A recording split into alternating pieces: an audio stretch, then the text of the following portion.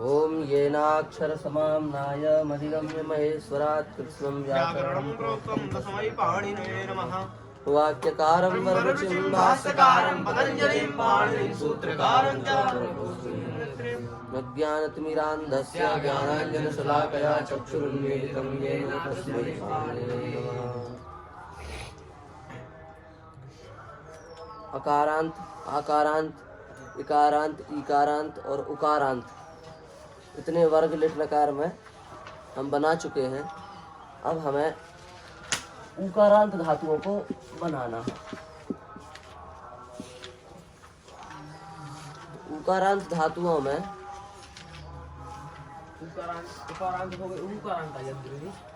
उकारांत धातुओं में एक तो अपनी धू धातु है और दूसरी अपनी ब्रू धातु है। धू धातु जो है ये धातु, इसका इडागम यदि है तो थलीवेट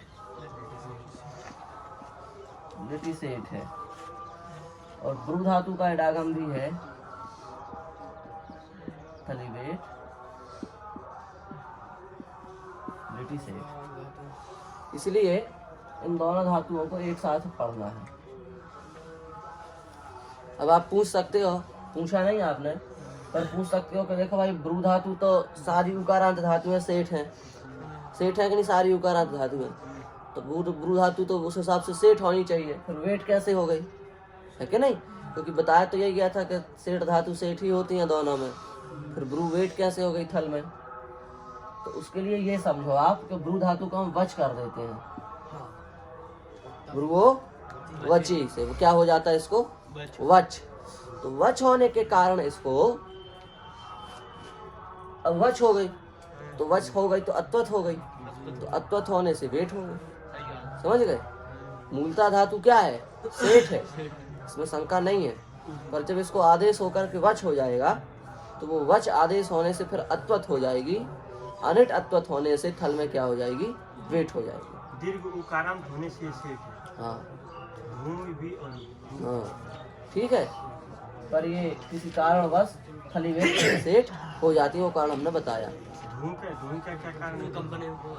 धूम का तो दूसरा कारण है, वो समझ में नहीं आएगा भैया। उसमें तो अभी यही समझना है कि सुई, सु और धू, ये चार धातु हैं, उनको आप थली वेट समझो और लिटी सेठ समझो।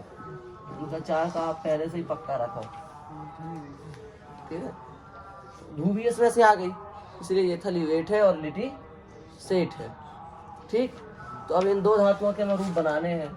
तो रूप बनाने में कुछ नहीं है। रूप बनाने में क्या करोगे बताओ? ड़ल में क्या करोगे? हाँ, ड़ल में वृद्धि करेंगे, थल में गुण करेंगे और बाकी में यंग वंग। तो ऊ है तो उंग करेंगे, ये होता तो यंग करते। जैसे हमने लिखा दुधू और आ, दुधू आ। अब यहाँ पर ऊ है, इसको वृद्धि कर देंगे, दुधाऊ आ, एचो वहाँ से आओ कर देंगे, दुधाव। क्या बनाएंगे? दुधाव। यही तो बनेगा, तो यही तो बने थे युयाव और दुधाव।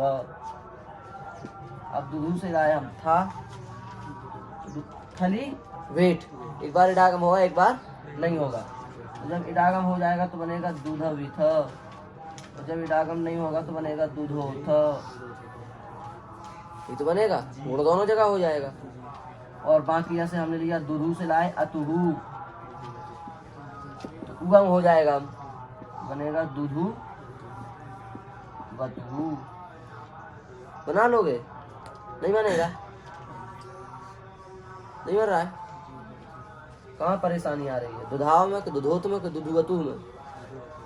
दुधुवतु में क्या है? ऊ है, सामने किस प्रत्यय है, उम हो जाएगा, उम का उ बचेगा, तो बनेगा दुधुवतु।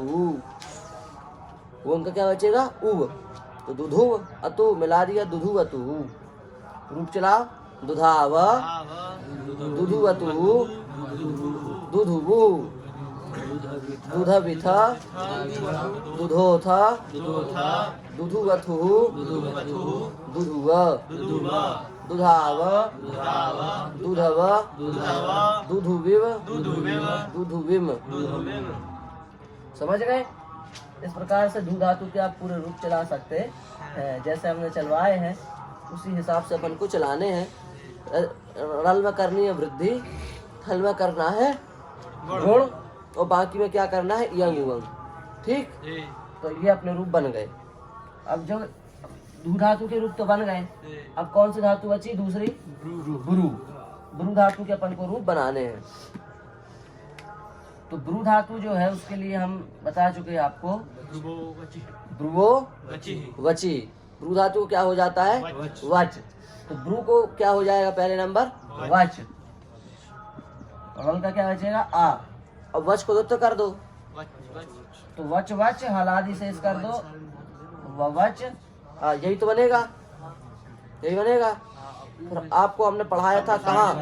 संप्रसारणी धातुओं में, जहाँ आम प्रत्यय पढ़ाया था ना, वहाँ आपको बताया था हमने ये जो धातुएं हैं इन धातु के अभ्यास को क्या होता है? संप्रसारण हो जाता है।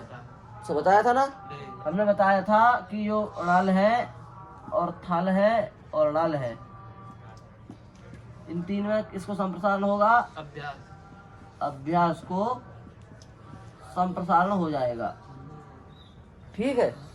और जो इनसे अलावा जितने जो 15 प्रत्यय अपने हैं इनके अलावा, उनमें पहले हो जाएगा, पहले संप्रसारण होगा, बाद में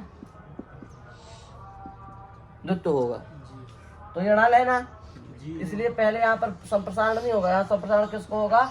अभ्यास को। तो अभ्यास क्या है? पहला वाला वाह को संप्रसारण क्या हो जाएगा? ऊ। तो संप्रसारण कर दो तो बन जाएगा वच और आ। ठीक है। अब वृद्धि कर दो इस वाह के आ को तो बड़ा हो जाएगा। तो क्या रूप बनेगा? उवाच बनेगा। उवाच आता है ना, भगवान उवाचा मार्कंडे उवाचा, मार्कंडे जी बोले थे। उवाच माने बोले थे। तो अब कोई उवाच कैसे बना? ऐसे बना उवाच। ठीक है, बना लोगे। अब ब्रू है, ब्रू से लाए लिट लकार, लिट को कर दिया णल, णल का बचा आ, ब्रू को हो गया ब्रू बची सूत्र से वच, वच को किया द्वित्व तो हो गया वच वच, फिर किया हलादि से तो हो गया ववच, फिर किया अभ्यास को संप्रसारण, इत्यभ्यासस्यो भयेषाम तो हो गया उवच, फिर कर दी वृद्धि तो बन गया उवाच। बना लोगे अब उवाच। ये बना उवाच। अब उवाच अपना बन गया। अब एक बना लो थल का, तो ववच और इथ यहाँ तक तो बना ही लोगे। तो अभ्यास कर दिया, इडागम कर दिया, ववच इथ। ठीक है। अब यहाँ पर किसको संप्रसारण? अभ्यास को होगा, क्योंकि इसमें भी थल में भी अभ्यास को ही होता है। इस वाह को हो जाएगा उवच इथ। अब वृद्धि वगैरह तो यहाँ होगी नहीं, णल में होती वृद्धि, कल भी बताया था। तो जोड़ दो बनेगा उवचित। बना कि नहीं? उवचित। अभ्यास को संप्रसारण करके उवचित उवत्थ। अब एक बना लेते हो अतुह का, उसमें थोड़ा समस्या है। वच से लाए अतुह, तो ये णल है नहीं है, थल है नहीं, णल तीनों से अलावा है। इसका मतलब इन 15 प्रत्ययों में आ गया ये। ठीक है। तो 15 प्रत्ययों की क्या व्यवस्था बताई हमने? संप्रसारण बाद में, संप्रसारण पहले और बाद में क्या होगा? द्वित्व होगा। इसका मतलब इसको पहले ही संप्रसारण कर दो, द्वित्व बाद में। तो संप्रसारण करके इसको हम क्या बना लेंगे? उच्च अतुह। अब द्वित्व करेंगे तो उच्च उच्च हलादि से उच्च, इन दोनों में दीर्घ कर दो ऊच, और उधर क्या है? अतुह। जोड़ दो, क्या रूप बनेगा? ऊच अतुह। समझ गए? जब दो बोलना तो ऊच अतुह आएगा, जब एक बोले तो उवाच। नहीं आया समझ में? ऊच अतुह वच धातु है, इसको संप्रसारण पहले हो जाएगा। सुनो, ये लिखा भी हमने, यदि णल थल णल प्रत्यय सामने है तो संप्रसारण पहले नहीं होगा, पहले क्या होगा? द्वित्व, और द्वित्व होने के बाद में क्या होगा? संप्रसारण। पर यदि ये तीन प्रत्यय नहीं है तो पहले संप्रसारण होगा और बाद में द्वित्व होगा। जैसे यहाँ पर ये तीन प्रत्ययों के अलावा प्रत्यय ना तू, तो संप्रसारण पहले हो गया, बाद में द्वित्व हुआ। समझ गए? तो क्या रूप बना? ऊचतु। तो क्या रूप बना, उवाच ऊचतुः। अब जैसे हम कहें आपसे वच और उस उहु, तो इसको क्या होगा, पहले द्वित्व होगा कि संप्रसारण होगा, संप्रसारण होगा क्योंकि इन 3 प्रत्ययों के अलावा है, इसलिए इसको पहले कर दिया संप्रसारण करके उच्च और उहु। अब किया द्वित्व, तो उच्च उच्च हलादि शेष कर दिया उच्च और उहु। अब इन दोनों में कर दिया हमने दीर्घ, तो बन गया ऊचु।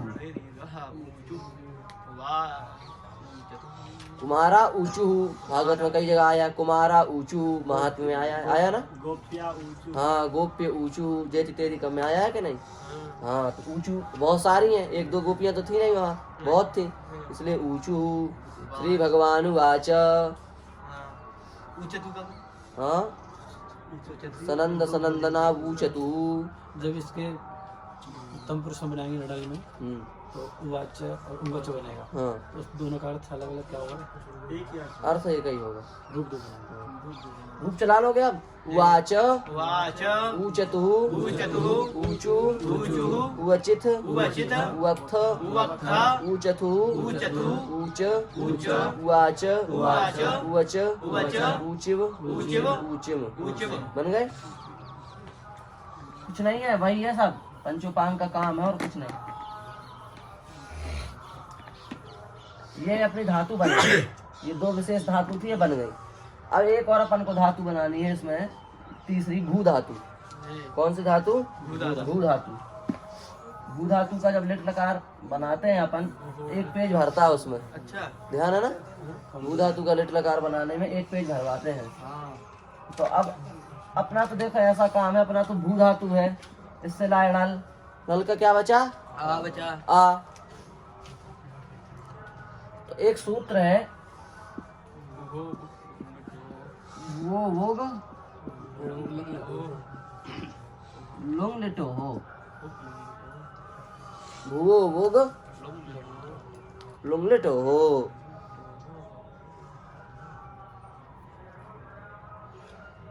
जी तो भू वो ग्लुंग लिटो, इस सूत्र से भू धातु को वुक का आगम होता है, वुक का क्या होता है, आगम होता है इस सूत्र से। कब होता है, लुंग लकार में होता है अथवा लिट लकार में होता है। तो ये लिट लकार अपन बना रहे हैं तो यहाँ होगा, होगा कि नहीं, लिख लो इस सूत्र को। भू धातु के सूत्र से क्या होता है, वुक का आगम, वो वुग लुंग लिटो हो, वुक का आगम होगा। तो बुक में क्या बचता है, बुक में बचता है वाह, पूछना है बोलो, बुक का क्या बचता है, वाह। तो भू में हमने क्या जोड़ दिया, वाह, भूव आ, बन गया इतना, बुक का वाह जोड़ करके क्या बन गया। अब इसको कर दो द्वित्व, भूव भूव आ, अब कर दो हलादि शेष, भू भूव आ, अब कर दो इसको ह्रस्व भू आ, ठीक है। अब इसको ये यहाँ एक और सूत्र लगाओ, भवतेरः, इस सूत्र से जो अभ्यास का उ है इसको हो जाएगा आ, ठीक है, बभूव आ। और इसको अभ्यास से चर्च सूत्र पढ़े हो ना द्वित्वाभ्यासकार में, उससे कर दो बा, तो बन जाएगा अपना बभूव, बन गया। ऐसे बनेगा, नहीं आया समझ में। सबसे पहले धा भू, भू में जोड़ा वोक, तो बन गया भूव, भू को किया द्वित्व, तो बन गया भूव भूव, फिर किया हलादि से भू भूव, फिर किया ह्रस्व से ह्रस्व भूव। अब भवतेरः सूत्र से कर दिया उनको आ, तो भूव। अब इस बा को अभ्यास चर्चा से कर दिया बा, तो बभूव, समझ गए। हाँ क्या, भवतेरः अभ्यास में भू के ऊ को आ होता है, अभ्यास में भू के ऊ को आ होता है। अब कई लोग कहते हैं कि भाई आपने द्वित्व किसको किया है, भू को। द्वित्व करने वाला जो सूत्र है वो भू को करेगा द्वित्व, तो भू को ही तो करता है वो, अभी वो पढ़ाया नहीं आपको, पर भू को होता है उस सूत्र से द्वित्व, ठीक है। पर यहाँ किसको हो रहा है, भूव को, वा को भी हो रहा है कि नहीं हो रहा है भाई। द्वित्व किसको आना चाहिए, भू को, और हुआ किसको है, भूव को। पूरे को ना भू भू लिखा है ना, तो ऐसा क्यों किया आपने, तो इसका उत्तर ऐसे ही देते हैं, पता है कैसे? हमने कहा जाओ भाई इस पेड़ को थोड़ा हिला के आओ, तो पेड़ हिलाओगे, डगारें नहीं हिलेंगी, उसकी पत्तियां नहीं हिलेंगी। हमको पेड़ हिलाओ, डगार पत्ती कुछ ना हिले, केवल पेड़ हिले, ऐसा हो सकता है? पत्तियां तो हिलेंगी, डालियां तो हिलेंगी। ऐसे ही भू को हिलाया हमने, तो भू के साथ हुआ जुड़ा है वो डाली पत्ती जैसा, तो वो तो हिलेगा ही है। तो इसलिए वह भी हिल गया, तो डबल हो गया हिल करके उसके साथ, समझ गए ना? इस न्याय को कहते हैं वृक्ष प्रचलन न्याय। वृक्ष प्रचलने शाखा भी प्रचलती, ये भूवो वो उसमें लिखा है टीका में, समझ रहे हैं? तो वृक्ष के हिलाने से डाली पत्ती अपने आप हिलती हैं, ऐसे ही भू के साथ क्या जोड़ा है? वाह। तो इसलिए भू को कुछ होगा तो वाह को स्वाभाविक है कि वो होगा। तो भू को द्वित्व हुआ तो वाह को भी द्वित्व हो गया, तो बभूव अपना बन गया। बन गया कि नहीं? अब मान लो यहीं पर उदाहरण के लिए भू है, इससे लाए हम अतुहु। क्या लाए? अतुहु। इसको कर दिया हमने द्वित्व, भू भू अतुहु। नहीं तो किया नहीं, भू भू अतुहु। हलादि शेष भू भू अतुहु। इतना तो सब कर लोगे ना? बा बना लो, बभू अतु। ये तो पहले ही अपन ने बना लिया, बभू अतु जोड़ दो, अब तो क्या बन जाएगा? बभू वतुहु, माने आपका अंग बन गया बभू। ये बना अपना अंग, इसको पूरे प्रत्ययों से जोड़ दो तो पूरे रूप बन जाएंगे। बभूव बभूवतुहु बभूवुः बभूविथ बभूवथुः बभूव बभूव बभूविव बभूविम। बन गए? बभू जोड़ दिया सब में अपन ने, तो सारे रूप बन गए। हो गया आपका उकारांत लिपट गया। बस तीन ही धातुएं पढ़ानी थी हमको, धू ब्रू और भू, तो तीनों पढ़ा दी बस। अब आपकी उकारांत धातुएं बन गई, बस इतना है।